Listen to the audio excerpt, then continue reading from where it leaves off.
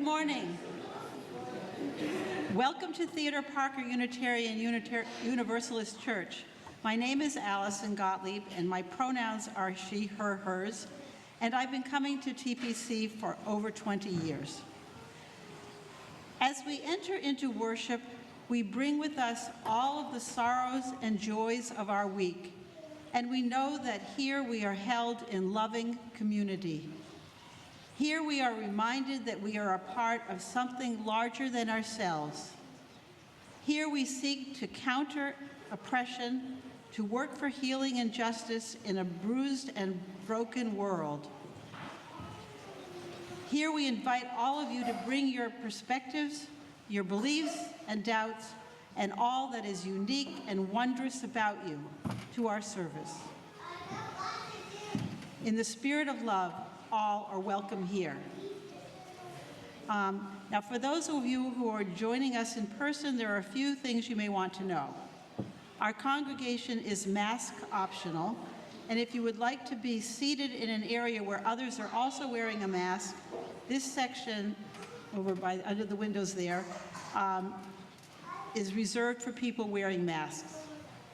You can use the QR codes at either entrance or in your pews to put up the order of service on your phone, or take one of the large print copies available at either entrance. Our service is being recorded today and will be available on YouTube later.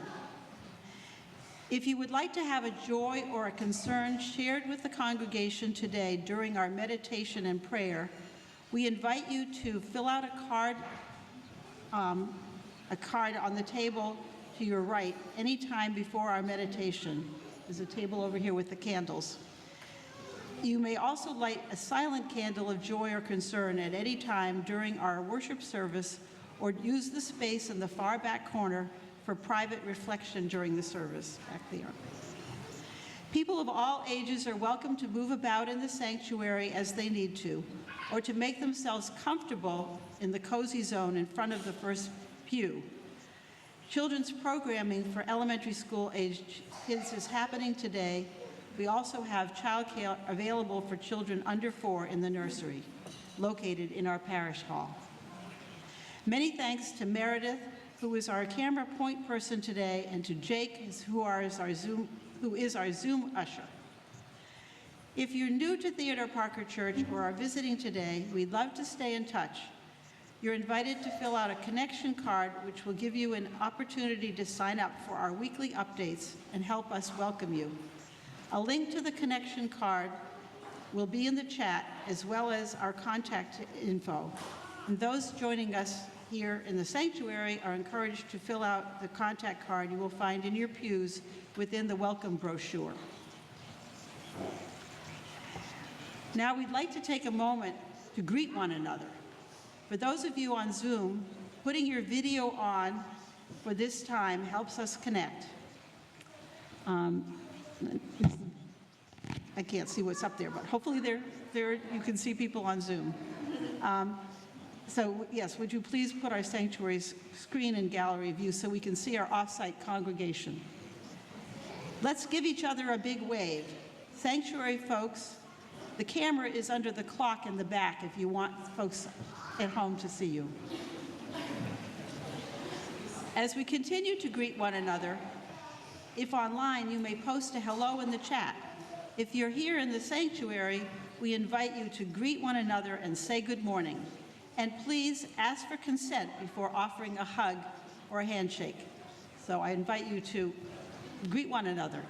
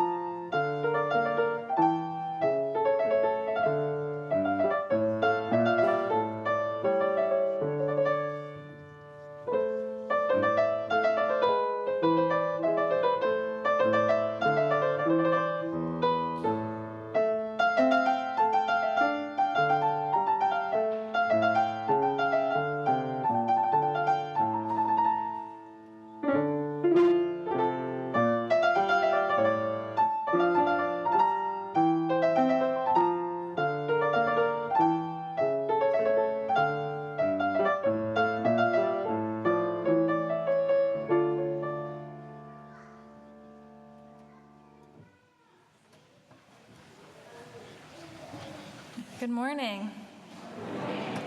I'm Reverend Heather Concannon. My pronouns are she, her, hers, and I'm the minister of Theodore Parker Church, and it's my pleasure to welcome all of you this morning. I want to welcome especially into our pulpit this morning Reverend Allison Palm, my dear friend and colleague, who is the minister of the Unitarian Universalist Church of Nashua, New Hampshire. And later in the service, we will be dedicating my 5-month-old baby, Linden, and Reverend Allison and Rose will be doing the dedication, and Reverend Allison will also share the sermon with us later this morning. We also have a fabulous guest musician, Ashley Mulcair, joining us this morning. Ashley is a first-year seminarian. Yes, thank you. So excited to share music with you. First-year seminarian at Boston University and a lifelong UU, and she will be offering the music.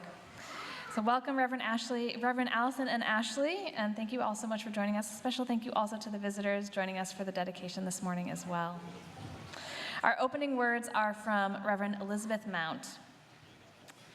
From our very first breath, we reach out. Co-regulation, not self-regulation, is in our nature. We find our cues from the sun and the moon, from each parent and caregiver. We find our place in this great turning planet by turning to one another, generation to generation.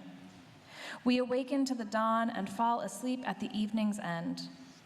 Our life's journey is part of something greater, something simple, something divine. A flame cannot be lit without a spark.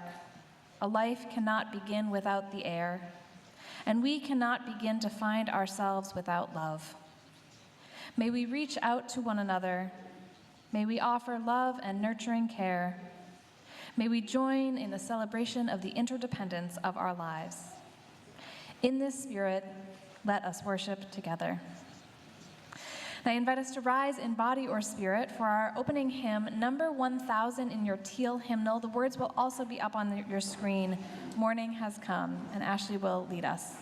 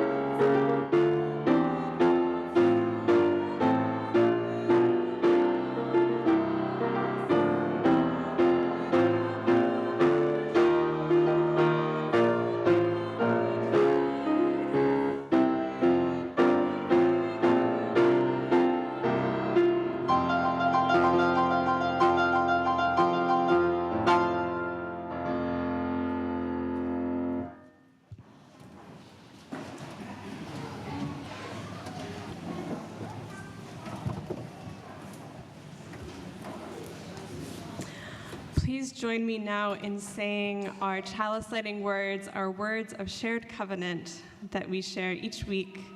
We say them in English and in Spanish. We say the Spanish in honor of our sibling community in Plazuelas, El Salvador. I'm going to invite up Leo and Mara, some of our special guests this morning, to light our chalice. The words will be up on the screen, and please say them with me. Love is the spirit of this church, and service is its prayer. This is our great covenant, to dwell together in peace, to seek the truth in love, and to help one another. El amor es el espíritu de esta iglesia y el servicio es nuestra oración. Esta es nuestra gran promesa, vivir juntos en paz, buscar la verdad con amor y ayudarnos los unos a los otros.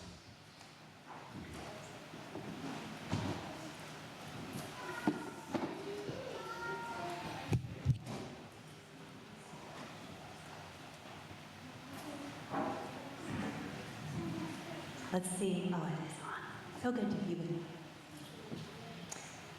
Last spring, on May 6th, a beautiful baby was born into this world, and her name is Linden Marie Puncannon Harms.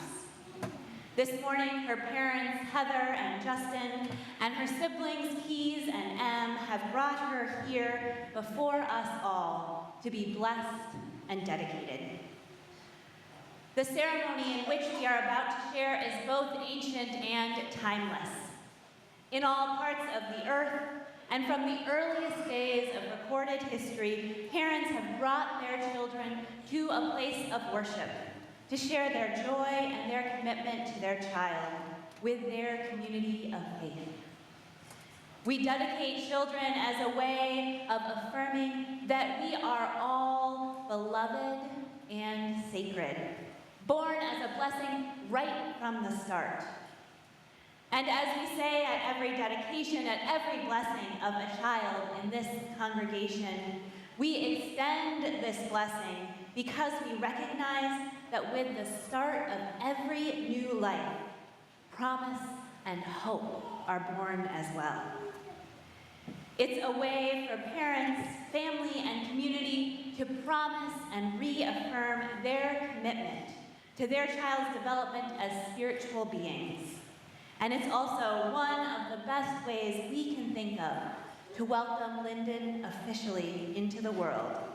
For all of us to say to her, welcome, Linden Marie Puncannon Harms.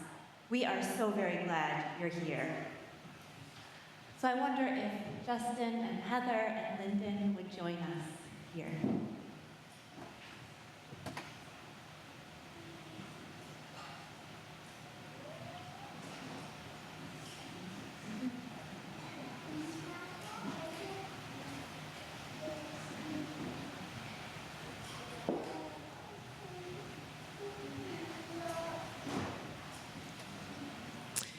Justin and Heather, will you share with the congregation the meaning of the name that you have given your child? So the name Linden is a name that comes from my family. It's my grandmother's maiden name, and it's my dad and my sister's middle names. And it is really special and meaningful for her to share a name with all of these people. And it's also a type of tree and a gender-neutral name. And we were really excited about the nature connection as well. And it's also a name that came to our family via adoption, and I think it celebrates the many, many ways that we build family and the creative and beautiful families that we're given and families that we choose. Linden's middle name is Marie. That's my mom's middle name, sitting right there. And has many meanings, some of which are beloved and wished for child, both which are very true. And we hope this name gives her a sense of deep connection, groundedness, and belonging, while also holding spaciousness for her to discover who she is as she grows.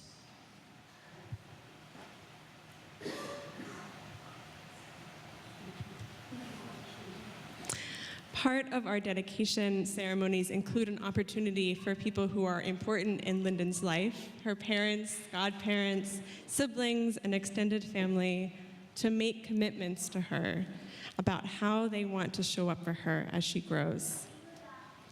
Justin and Heather have written promises to Linden that they will share now.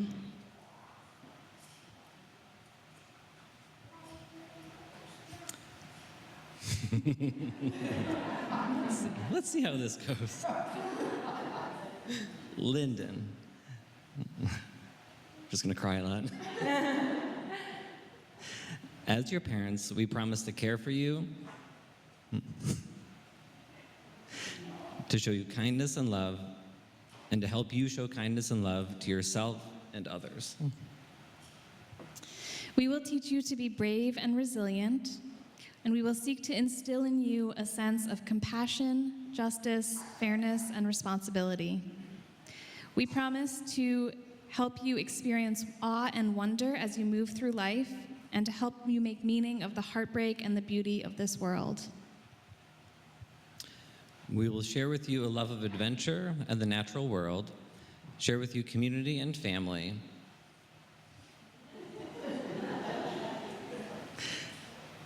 and support and nurture the sweet connections you already have with your big siblings. We will teach you to listen to the still small voice inside you that is always there to guide you, and we will celebrate with you as you discover who you are. In addition to teaching you, we promise to also learn from you and alongside you, and to be open to be changed by parenting you.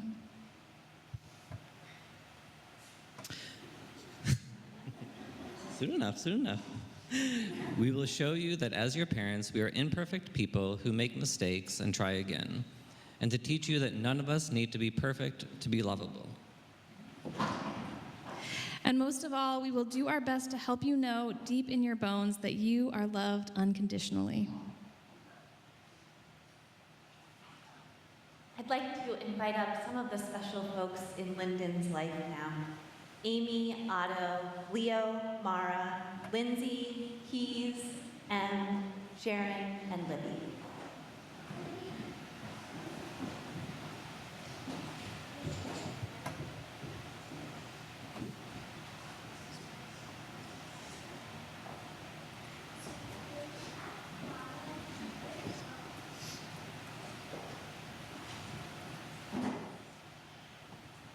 Heather and Justin have chosen Amy Concannon, Heather's sister, Otto Concannon, Heather's brother-in-law, and Lindsay Hyde, Justin's sister, to serve as Linden's godparents, people who will play a special role in her life, intentionally expanding the circle of adults who are committed to her well-being and thriving, and who will serve as spiritual guides, showing up for her throughout her life. So Amy, Otto, and Lindsay, as Linden's godparents, will you be a guide and touchstone for her? Will you teach her about unconditional love by sharing your unconditional love with her? Will you help to teach her a faith that is curious and generous, kind and brave, celebrates awe and wonder and connection, and loves justice? Will you help her along the way to become the most authentic version of herself?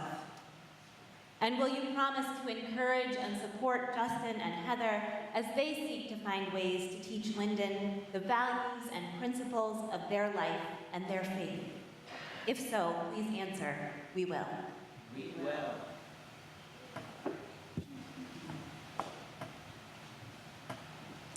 Linden also has two wonderful big siblings, Keys and Em, who have helped to craft some of the commitments that they would like to share with Linden today.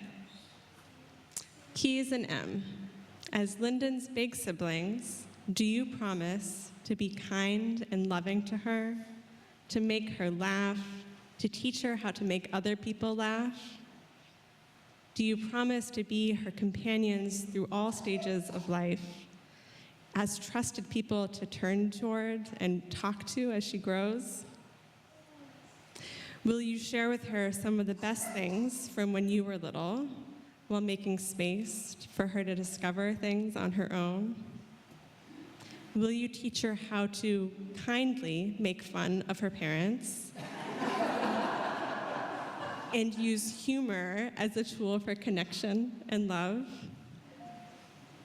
And finally, will you promise to love her no matter who she becomes, even if she ends up hating chocolate?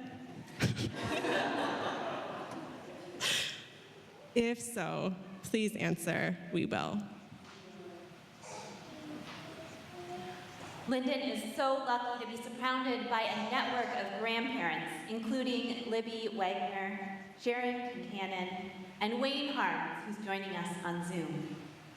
She is also surrounded by great-grandparents, aunts, uncles, cousins, including Leo and Mara, who are with us today, and many housemates and other chosen family. If you are part of Linden's wide circle of family, would you please rise in body or spirit?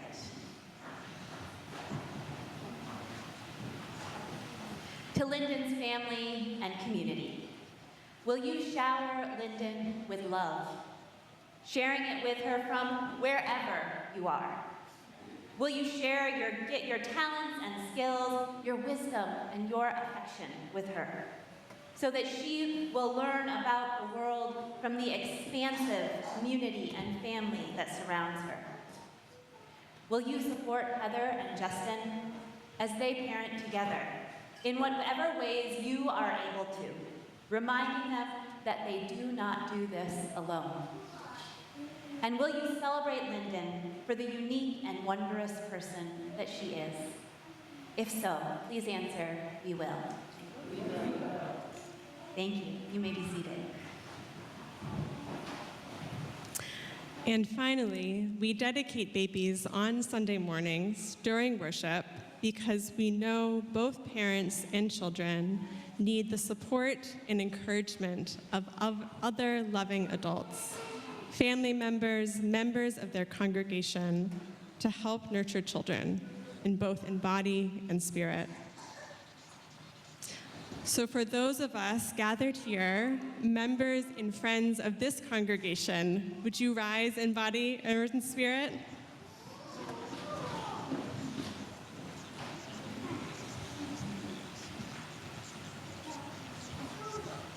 Will you care for Linden as a child of this congregation?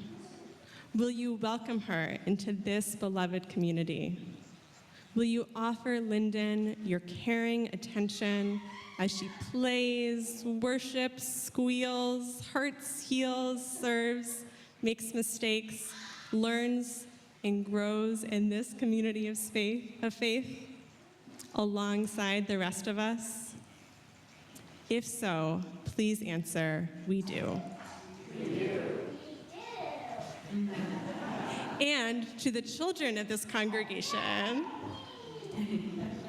you are closest to Linden in age and will be playing, learning, and growing side by side with her. Just a minute. As Linden grows, she will look to you as role models and guides.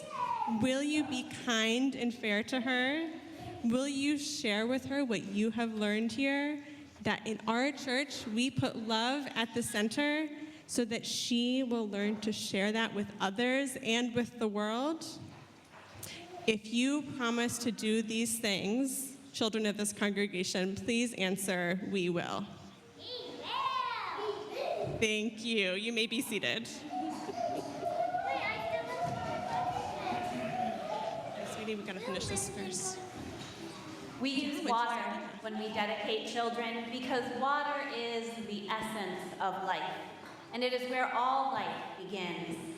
This water, which was collected and blessed from everyone in this congregation at your water communion at the beginning of the year, is imbued with the fullness and richness of life and experiences that the water has represented.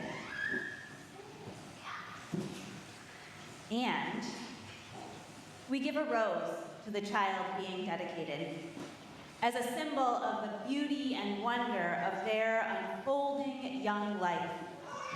We use a rose with the thorns removed from the stem, symbol of our commitment to protect Linden's life from harm, and to ensure that Linden's life, like this rose, will unfold in its own unique beauty.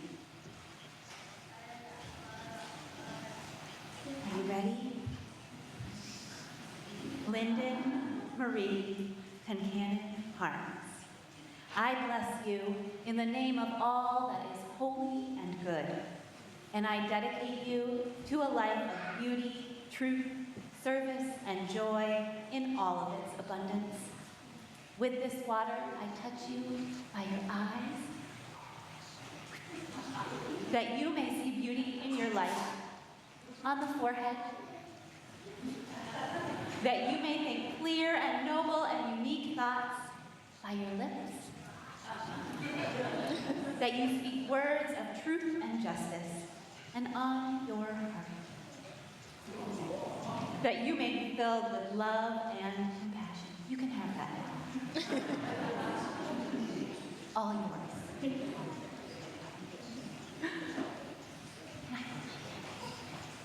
Linden Marie Concannon Harms, I bless you as a beloved child of God. May you grow to know yourself to be a gift and a blessing, and in your actions and your words, may you be a blessing to the world. Amen. And this blessing we offer today, we'll be doing a laying on of hands in a moment. And this blessing that we offer today is not only a blessing that ministers offer to this child and this family, but a blessing made holy and sacred by the presence of all of us gathered here today. So I'd like to invite everyone here in a moment to form a web of love and support around Linden. First, I'm going to invite back up the godparents and family to come forward. And if you can, touch Linden or her parents or someone close to her.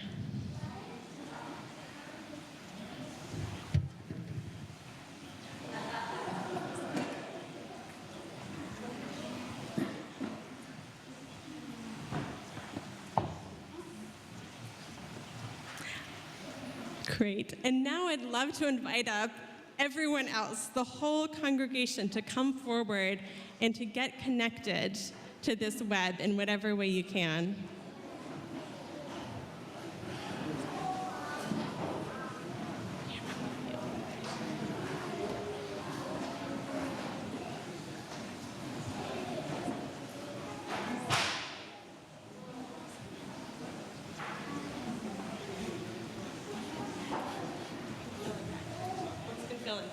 Folks can fill in the back too, in whatever way.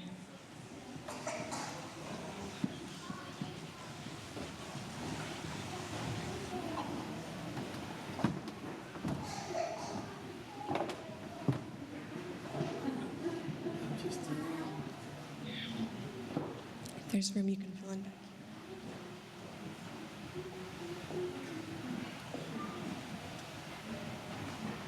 I'm just going to wait for everyone to get connected before sharing our prayer.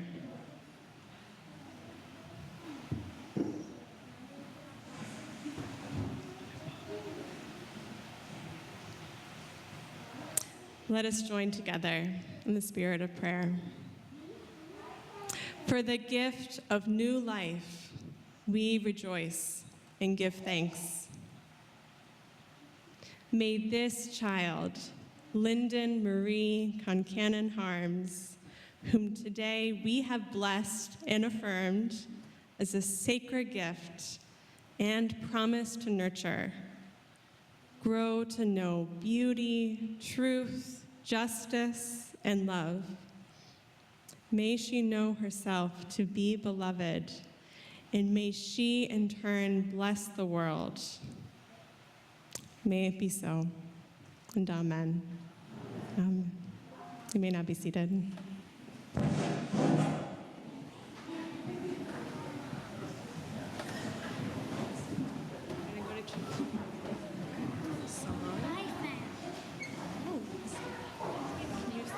Over there with Rose Petal.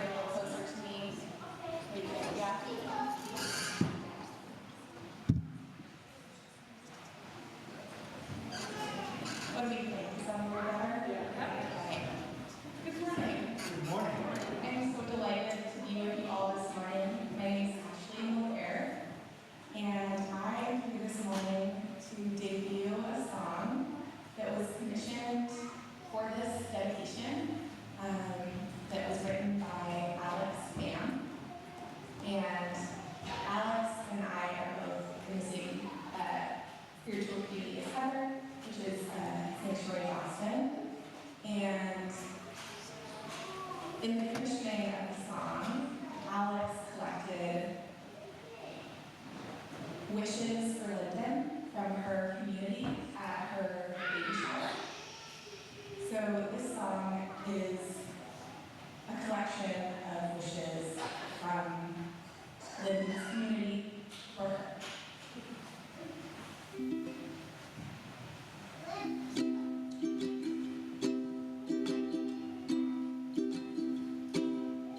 Hey, love, you are here and we want you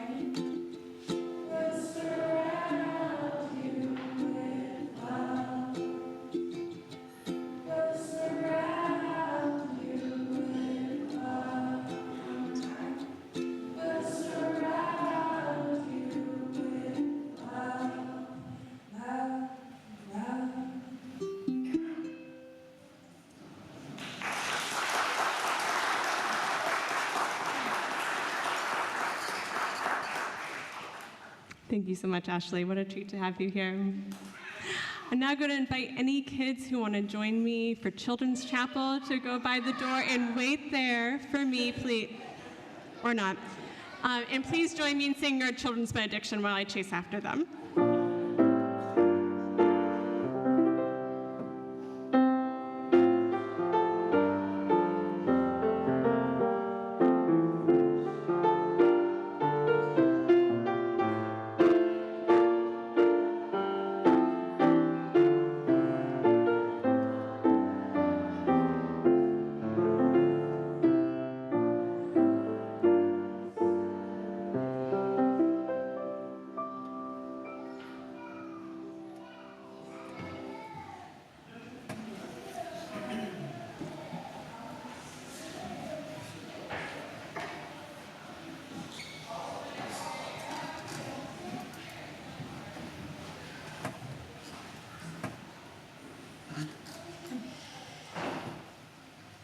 As we transition into a space of meditation and prayer, I invite us to settle into this moment, here and now.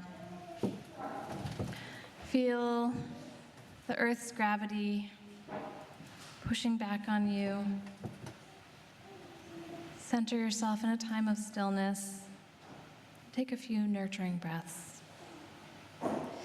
If you're here in the sanctuary this morning and you would like to include a joy or a concern in our prayer time, you can fill out a prayer card during our centering hymn. And if you're on Zoom this morning and would like to share a joy and a concern, you can type that into the chat now, and I will read it.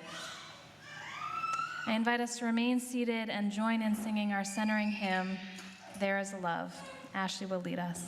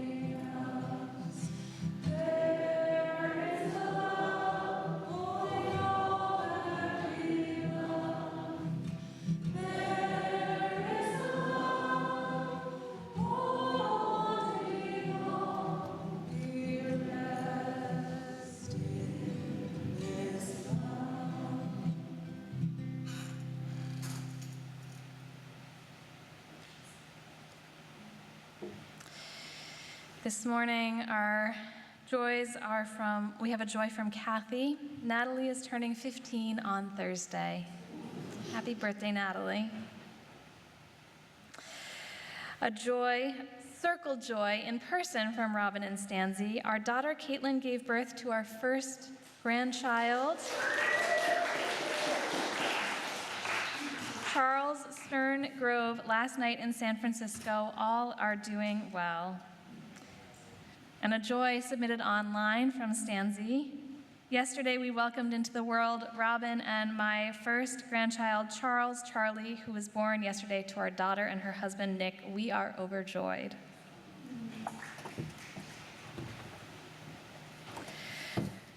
From Jake Bittner, for my sister, Angie Perry, who is raising her 2 grandchildren, 5 and 6, unexpectedly.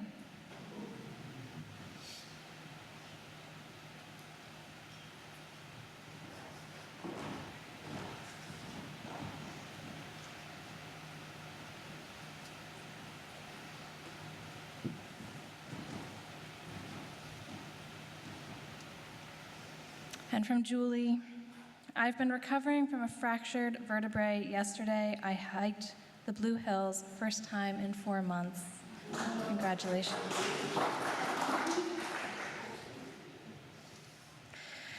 For all of these joys and all of these sorrows, and for those that remain unspoken in the silence of our hearts, we light one final candle.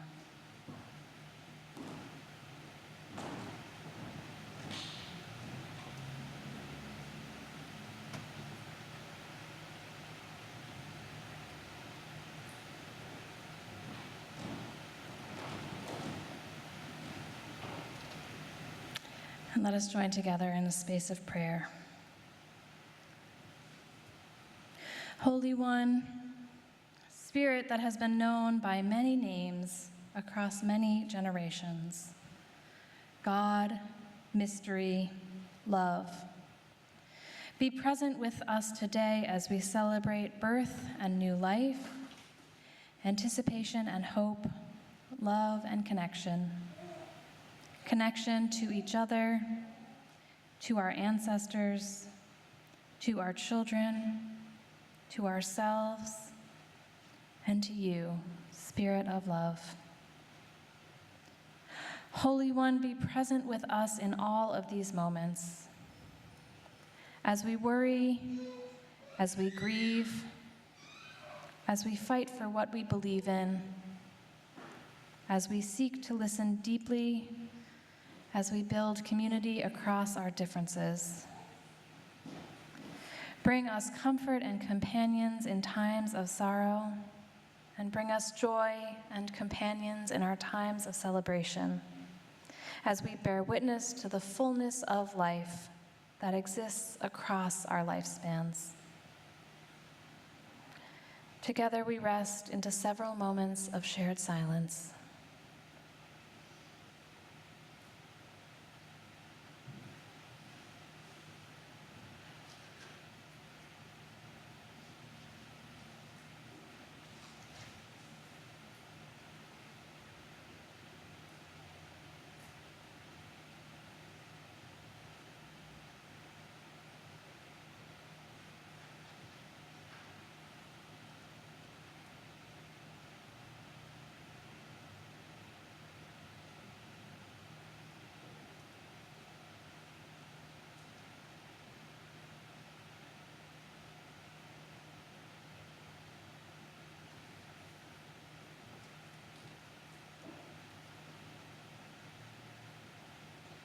Amen.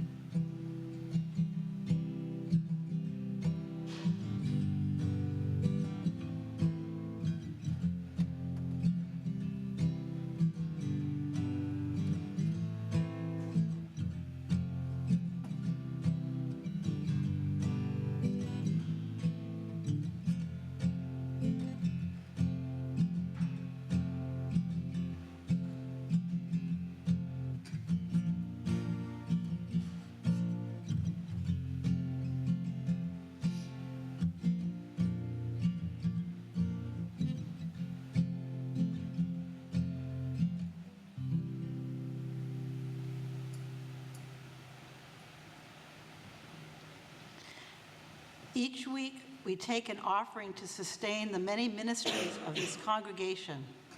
We give because we believe that we are part of something larger than ourselves. We give because we believe in music and sacred space, in transformation and in hope, in community and in love. We give because we know that it takes all of us sharing our many gifts to make this space possible, with the faith that together we have more than enough. Links to donate will be in the chat and on the screen, and ushers will be coming around if you wish to give via cash or check. And as Ashley shares Blessed Unrest by Zoe Toby, an offering to sustain this congregation will gratefully be received.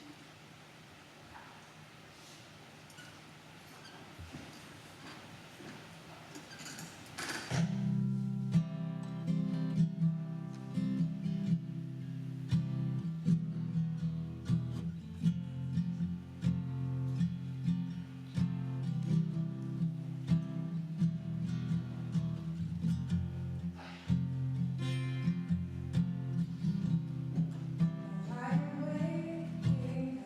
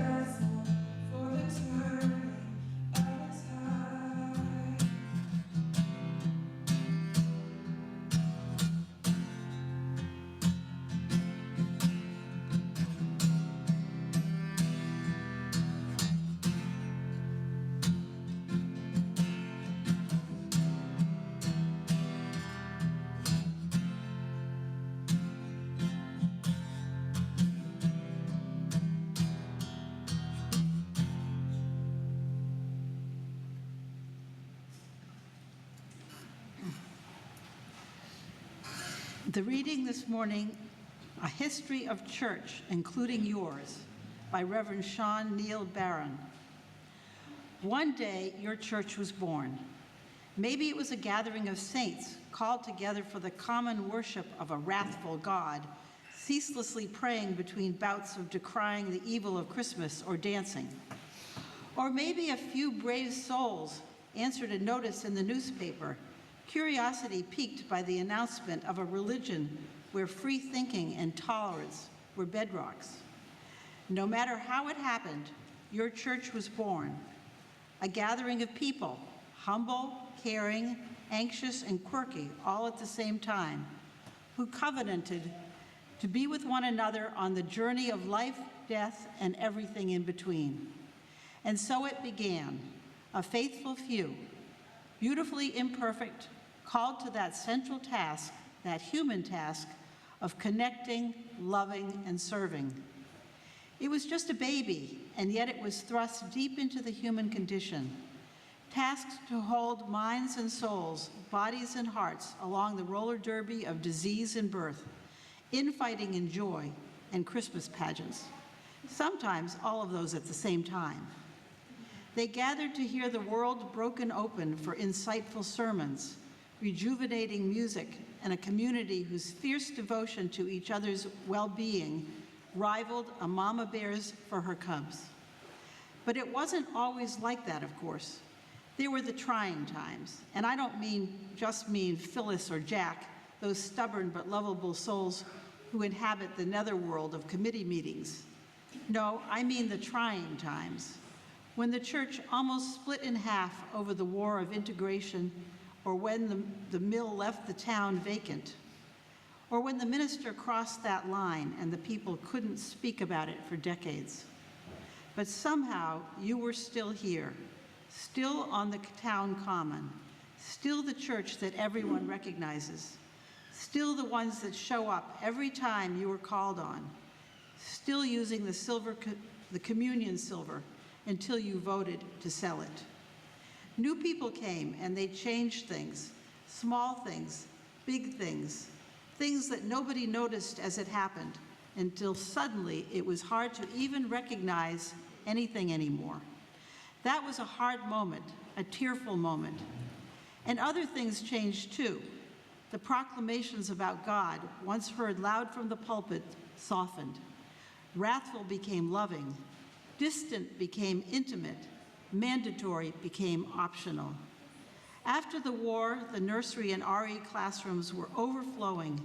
Each baby dedicated reminded the church of the incredible beauty of life and the gift this community, all huddled around baby, would bestow upon this child.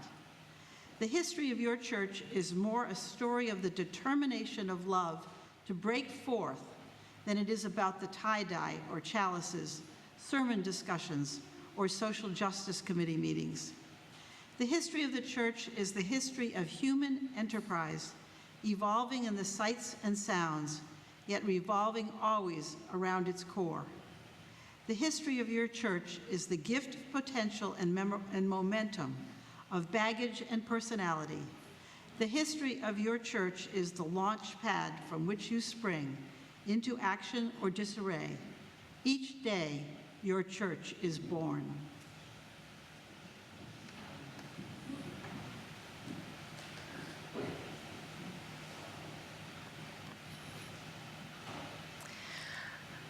I have managed to thoroughly train my TikTok algorithm to show me all of the videos there are to be seen about generational differences, both because I find them incredibly entertaining and because they're actually pretty insightful.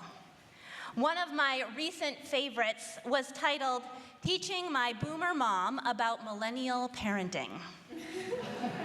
It starts on the playground with the boomer mom looking up worriedly and saying, "Be careful." The adult daughter jumps in. "We don't say, 'Be careful.' Instead say, 'What's your plan here?'" Now the boomer mom looks perplexed and replies, "I don't even know my plan. Do you know your plan?" It goes on like this, with the millennial daughter correcting her boomer mom with all of the most popular current parenting phrases. Gentle hands and good choice. And do you feel safe there? I love it because it so accurately shows the difference in parenting style from one generation to the other without taking itself too seriously. Any of you who are parents or grandparents or who have had parents or grandparents, I think that encompasses all of us, right?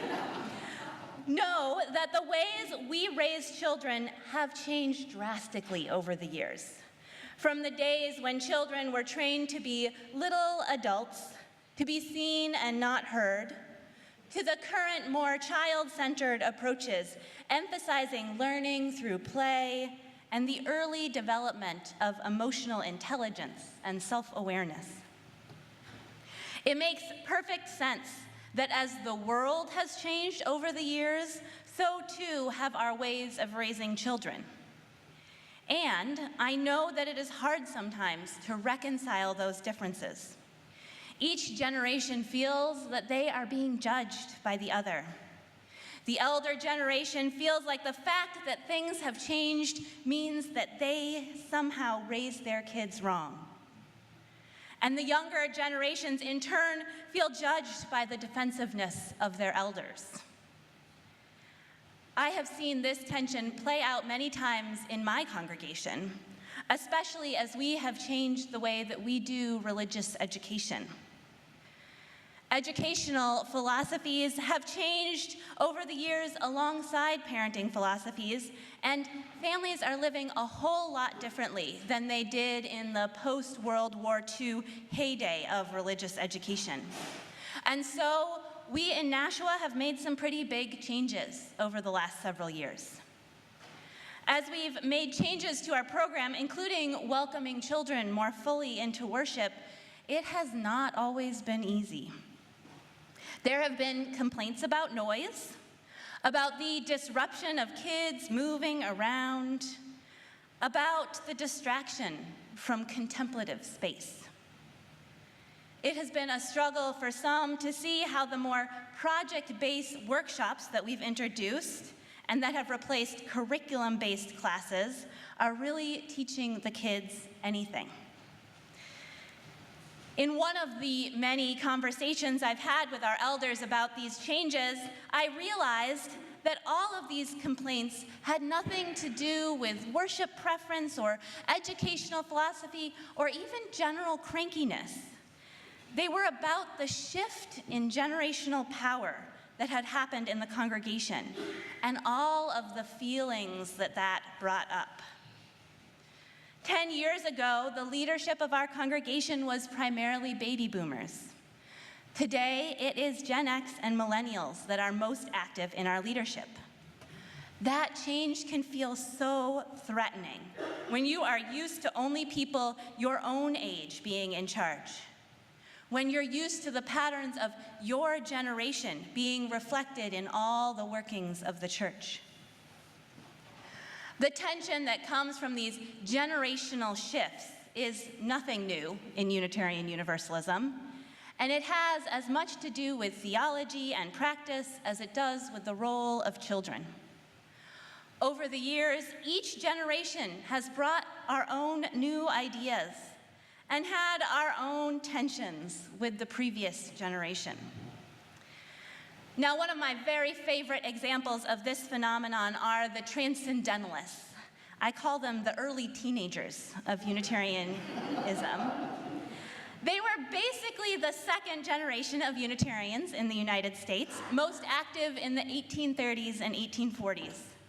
Their parents' generation had proudly founded Unitarianism, using their close readings of the Bible to preach about a loving God, a human Jesus, and the goal of living more fully into our likeness to God. They valued reason and rationality above everything else. And then their kids came along, also known as the Transcendentalists, of course. Now, I know you know at least one of them by name, right? What fun it is to get to preach about the Transcendentalists from Theodore Parker's own pulpit. Now, others may be familiar as well. Henry David Thoreau, Ralph Waldo Emerson, Margaret Fuller, to name a few. The Transcendentalists were deeply influenced by literary romanticism, Hindu texts like the Upanishads, and German idealism. They believed in the inherent goodness of people and of nature. They trusted in intuition far more than reason or the teachings of their elders. They built on the theologies that the previous generation had espoused, but did not have much good to say about that generation. In what is now a famous graduation address at the Harvard Divinity School, Ralph Waldo Emerson railed against what he called the corpse-cold Unitarian preachers, whom he believed relied far too much on rationality and could stand to bring a little emotion into their ministry.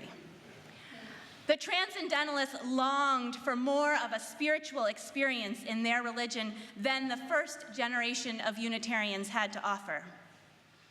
At the same time, the first generation of Unitarians thought that the Transcendentalists were a little too emotional and sometimes questioned their sanity.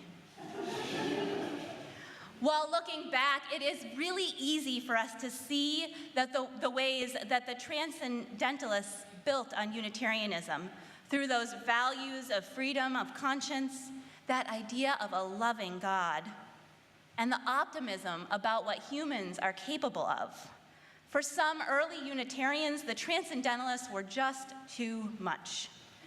The older generation wanted to ignore the call for their tradition to change with the times, with the emergence of new wisdom. Even though, let's be really clear, that first generation of Unitarians had been asking for essentially the same thing 20 years earlier. So often it seems that one generation of innovators most vehemently question the next generation. We like change when it's our idea, but we're not so sure about it when someone else starts to question what we've come up with. I am sure you have experienced this in your life. You come up with some system or idea and think, this works so much better than the way we were doing things. This makes so much more sense. You take on a new way of parenting, or of working for justice, or of running a church committee, and then someone comes along and begins to question it, to wonder how it could be done even better, what more we could learn. They ask, so why do you believe this? Why do we do it this way? And honestly, it hurts your pride because you worked so hard to get there. I imagine that this is how each generation feels as a new generation emerges and starts to question and do things a different way. I imagine it's how those boomer grandparents feel when they encounter these newfangled millennial parenting methods. I imagine that it's how that first generation of Unitarians felt when the Transcendentalists accused them of being corpse cold. I imagine it's how some of you feel who have been in this church a long time, each time a new idea is proposed. We put our heart and soul into creating a faith and an institution that matter, that offers something beautiful to the world. We pour our time and our energy into building a church community that we can feel good about. And then inevitably, someone comes along and starts questioning it all. As Sean Neil Barron wrote, new people came and they changed things. Small things, big things, things that nobody noticed as it happened until suddenly it was hard to even recognize anything anymore. That was a hard moment, a tearful moment. Looking at the long view of history, it becomes very apparent that change comes in these generational waves. The progress of our faith over time, the changing world that we live in, is a series of new generations reacting to the ones who came before, every 20 years or so swinging in a new direction. We can't stop this change, but we can decide how we react to it. In my mind, the biggest pro and con of our current world, where we have 6 living adult generations, is that we are faced daily with the task of balancing past, present, and future. On the one hand, it can be frustrating and exhausting for everyone involved. On the other hand, we have the opportunity for amazing cross-generational relationships and partnerships to form. We actually get to talk to people who are 1 or 2 or 3 generations older or younger than us, and try to understand each other's perspectives and ways of thinking in the world. In sharing, in listening to one another, in seeking to understand, we are better able to empathize with each other across generations, and better able to move past that initial reactivity to change.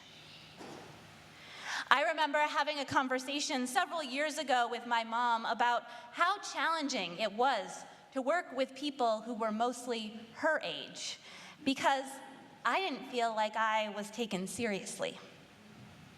Now, she happened to be in a position at the same time where she was working with a lot of people my age. And she told me about her own struggle, working with all of these young folks who she didn't feel like she could keep up with anymore. Listening to her story, hearing her perspective, made me rethink my own insecurity and wonder how much of the things I found frustrating were perhaps triggered by people who were feeling just as insecure, but in a different way. Although I didn't ask explicitly, I like to think that my mom left the conversation with that same sense of empathy and a new perspective on those young folks she worked with. I hope that we can have more of these conversations in our congregations and communities. I hope that we can find the space in our hearts to listen and learn from each other across generations. And I hope that that listening might open up all of us to being changed. I wonder what might happen if, instead of simply reacting against what came before, we listened and learned from our elders, considering what it is of the past that is worth carrying forward. I wonder what might happen if, instead of getting defensive when people suggest new ways of doing things, we listened and learned from younger generations. After all, we know that our congregations, our country, and our world are far from perfect, and we could always use some new ideas and new energy.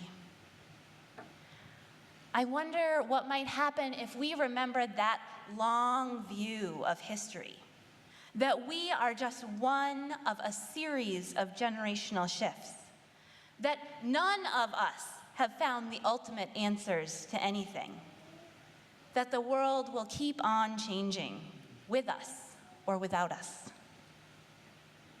Listening, learning, opening to change, these are core practices of Unitarian Universalism. We are all about transformation, grounded always in love. In using these practices to start to build relationships across generations, I pray that we may find ourselves, our faith, and our world transformed for the future.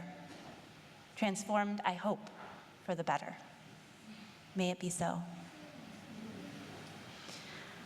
I invite you now to rise in body or spirit for the closing hymn, number 108, My Life Flows On in Endless Song. Ashley will lead.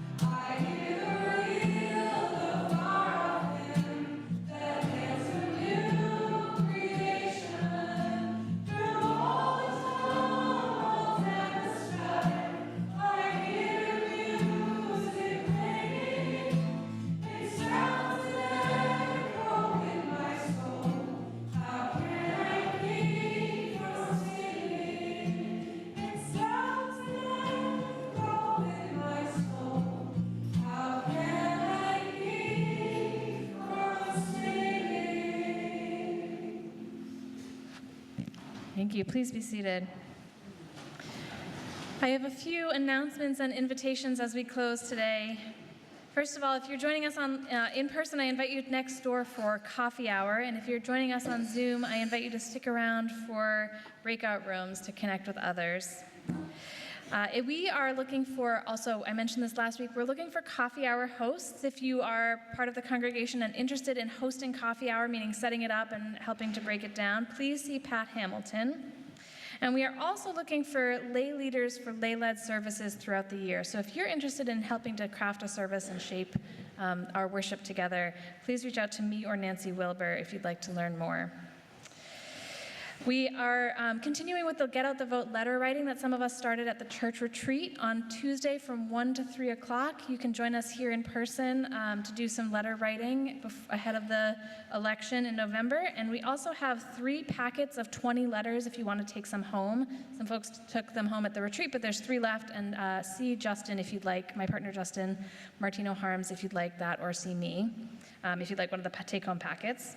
And finally, I have a very, very exciting announcement, which is that we have a music director starting on November 10th, And a huge thank you to everybody who has pitched in, helped to make it work without a music director. Jonathan Kessler will be joining us on November 10th, so gratitude to everybody. And with that, I welcome Reverend, and a huge thank you also to Ashley Mulcair and Reverend Allison Palm for joining us this morning. And I welcome Reverend Allison back up to share our benediction.